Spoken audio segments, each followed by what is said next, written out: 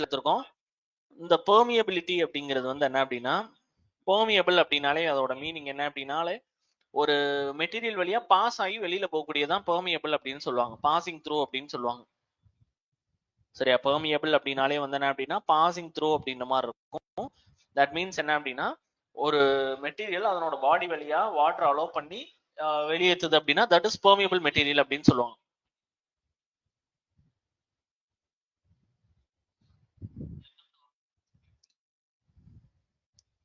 ஓகேவா? ஸோ இதை பொறுத்தளவு பார்த்தோம் அப்படின்னா ஃபர்ஸ்ட் இது வந்து ஒரு போரஸ் மெட்டீரியல். இப்போ நமக்கு ஸ்பாஞ்ச் இந்த மாதிரி மெட்டீரியல்லாம் இருக்குல்ல, சரியா? அந்த ஸ்பாஞ்ச் இதுல பார்த்தோம் அப்படின்னா நம்ம வந்துட்டு தண்ணி ஊத்துறோம் அப்படின்னா தண்ணி ஊத்தும் பொழுது என்ன ஆகும், கீழே வந்து அந்த ஸ்பாஞ்ச் வழியா தண்ணி வந்து போகும். சரியா? அப்ப அது வந்து என்ன ஆகுது அப்படின்னா நமக்கு வந்து பெர்மியபிள் ஆகுது அப்படின்ற மாதிரி மீனிங். சரியா? ஸோ இதை வந்து ஜென்ரலா எப்படி சொல்லுவாங்க அப்படின்னா ஒரு போரஸ் மெட்டீரியலோட ப்ராப்பர்ட்டி அப்படின்ற மாதிரி சொல்லுவாங்க. சரியா? It is a property of porous material அப்படிங்கிற மாதிரி இருக்கும். which permit the passage or seepage. Seepage-னா வாட்டர் பெர்குலேட் ஆகி போகக்கூடிய அந்த நேச்சர்.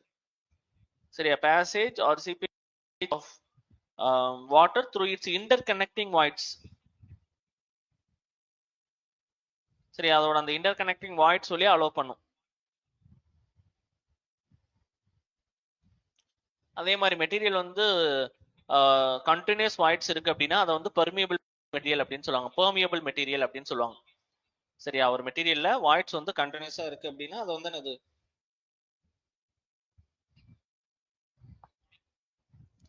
பெர்மியபிள் மெட்டீரியல் அப்படின்னு சொல்லுவாங்க.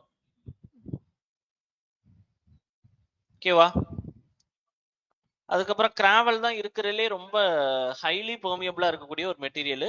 அதோட அந்த கே வேல்யூ பார்த்தோம் அப்படின்னா greater than 10 to the power of -1 centimetre per செகண்டா இருக்கும். ஏன்னா கிராவலை நீங்க அடுக்கி வச்சுட்டு தண்ணி ஊத்துறீங்கன்னு வைங்களேன்,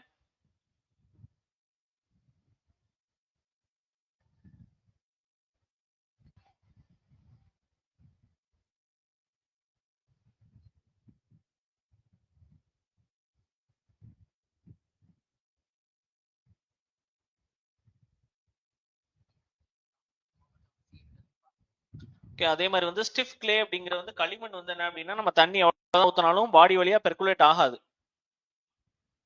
ஸோ லெஸ் ஆர் இம்பெர்மியபிள் அப்படிங்கிற மாதிரி இருக்கும்.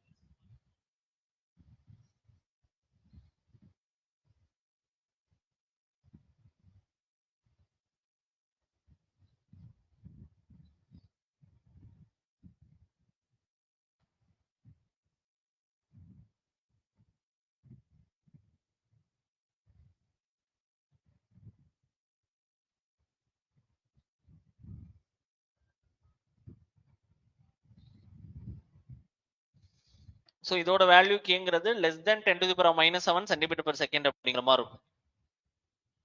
சரி, இதனோட அந்த வேல்யூ அப்படிங்கிறது.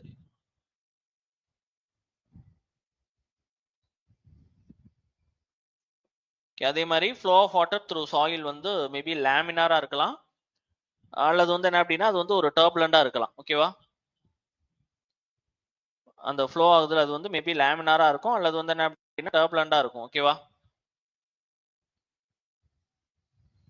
அதே மாதிரி லேமினார் அப்படிங்கிறது வந்து each particle have definite path and அது ஒரே பாத்துல அப்படியே போய்கிட்டு இருந்துச்சு அப்படின்னா அதான் லேமினார்.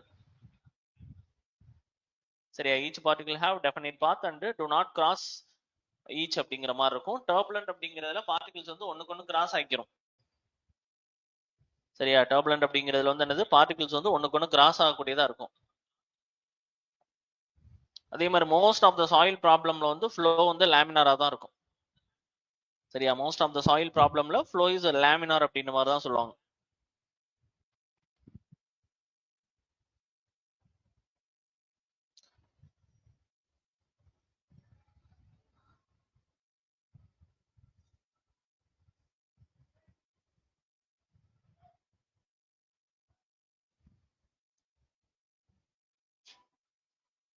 அதுக்கப்புறம் டார்சி லா பத்தி சொல்லியிருப்பாங்க. டார்சி தான் ஃபர்ஸ்ட் சாயில் வழியா வாட்டர் ஃப்ளோ ஆகுற பத்தி சொல்றது. சரியா? சாயில் வழியா வாட்டர் ஃப்ளோ ஆகக்கூடியதை பத்தி ஃபர்ஸ்ட் எக்ஸ்பிளைன் பண்ணது வந்து யாரு அப்படின்னா டார்சி தான். சரியா? So flow of water through soil was first studied by Darcy. அதே மாதிரி லேமினார் ஃப்ளோ இன் சேச்சுரேட்டட், அந்த டார்சி லா என்ன அப்படின்னு சொல்லியிருப்பாங்க. சரியா, laminar flow in saturated soil, rate of flow or discharge per unit time is proportional to hydraulic gradient. That means Qங்கிறது directly proportional to I அப்படின்னு சொல்லுவாங்க.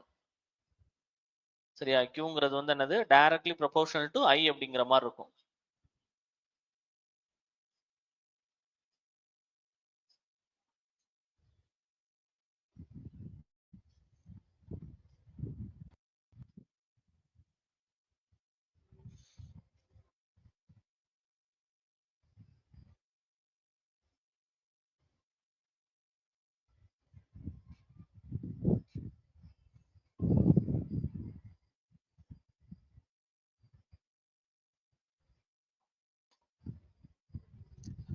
So Qங்கிறது வந்து KIA அப்படின்னு சொல்லுவாங்க ஃபார்முலா.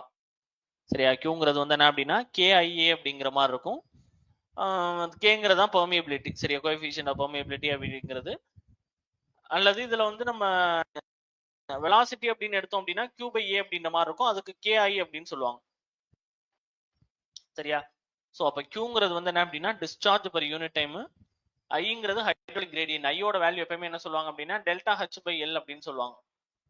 ஏன்னா அந்த ஹெட் சேஞ்ச் ஆகுறது with respect to length, that is hydraulic gradient. அதுக்கப்புறம் coefficient of permeability Kங்கிறது centimetre per second. That means வெலாசிட்டியோட அந்த யூனிட் தான் வரும். மீட்டர் பர் செகண்ட் சொல்லுவோம்ல வெலாசிட்டிக்கு, சேம் யூனிட் தான் இங்கேயுமே அப்ளிகபிள் ஆகும். இந்த மாதிரி ஏங்கிறது வந்து கிராஸ் செக்ஷனல் ஏரியா அப்படின்னு சொல்லுவாங்க, விங்கிறது வந்து வெலாசிட்டி ஆஃப் ஃப்ளோ அப்படிங்கிற மாதிரி இருக்கும்.